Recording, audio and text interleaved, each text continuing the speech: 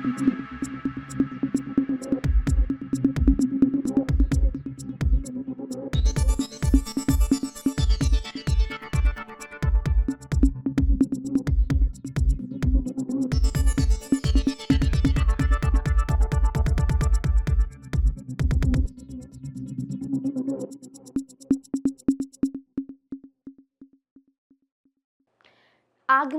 25 અને 26 જાન્યુઆરીના રોજ અમદાવાદના નરેન્દ્ર મોદી સ્ટેડિયમ ખાતે વિશ્વનું સૌથી પ્રખ્યાત એવું કોલ્ડ પ્લેનો કોન્સર્ટ થવા જઈ રહ્યો છે. નમસ્કાર દર્શક મિત્રો, ગુજરાતના સૌથી મોટા ઓટીટી પ્લેટફોર્મ બીબી ન્યૂઝ ગુજરાતમાં હું જાનવી આપનું હાર્દિક સ્વાગત કરું છું.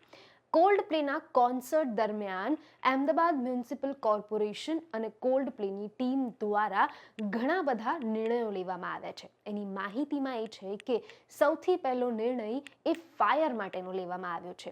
જો કોન્સર્ટ દરમિયાન કોઈ પણ જગ્યા પર ફાયર જેવી ઘટના થશે, આગ લાગશે, તો કોલ્ડ પ્લેની ટીમ દ્વારા ઘણી બધી જગ્યાઓ ઉપર એક કોડ નક્કી કરવામાં આવ્યો છે અને એ કોડ ત્યાંના 75 જેટલા ફાયર માર્શલ છે જે સમગ્ર કાર્યક્રમ દરમિયાન આ ફરજ બજાવશે. સમગ્ર કાર્યક્રમમાં ફાયર સેફટીને લઈને કોલ્ડ પ્લેના આયોજકો દ્વારા પોતાની અલગથી ફાયર ટીમ રાખવામાં આવી છે.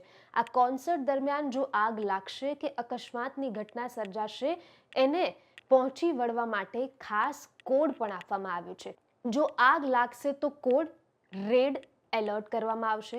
જ્યારે આખું સ્ટેડિયમ ખાલી કરવાની ફરજ પડશે તો વોક ડોન્ટ રન આ કોડનો ઉપયોગ કરવામાં આવશે. કોલ્ડ પ્લેની ટીમ દ્વારા નાનામાં નાની ફાયર સેફટીને લઈને માહિતી એએમસી એટલે કે અમદાવાદ મ્યુનિસિપલ કોર્પોરેશનને આપવામાં આવી છે. બપોરે 12:30થી જનપથ ટી મોટેરા સુધી અને તથા કૃપા રેસ્ટોરન્ટથી લઈને મોટેરા સ્ટેડિયમ સુધીના રોડ બંધ કરવામાં આવ્યા છે. જ્યાં સુધી કોન્સર્ટ પૂરો નહીં થાય ત્યાં સુધી આ રસ્તાઓ ઉપર વાહન વ્યવહારની વ્યવસ્થા પર પ્રતિબંધ મૂકવામાં આવ્યો છે. સ્ટેડિયમથી 2.5 કિલોમીટર સુધીમાં કુલ 14 પ્રાઇવેટ પાર્કિંગ એટલે કે પેડ પાર્કિંગ આયોજન કરવામાં આવ્યું છે.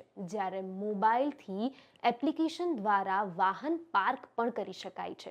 આ 14 પાર્કિંગ પ્લોટ એટલે કે સ્ટેડિયમમાં અંદર 2 પાર્કિંગ પ્લોટ જે છે એ વીઆઈપી તથા વીવીઆઈપી માટે રાખવામાં આવ્યા છે, જ્યારે બાકીના 12 પ્રેક્ષકો માટે રાખવામાં આવ્યા છે.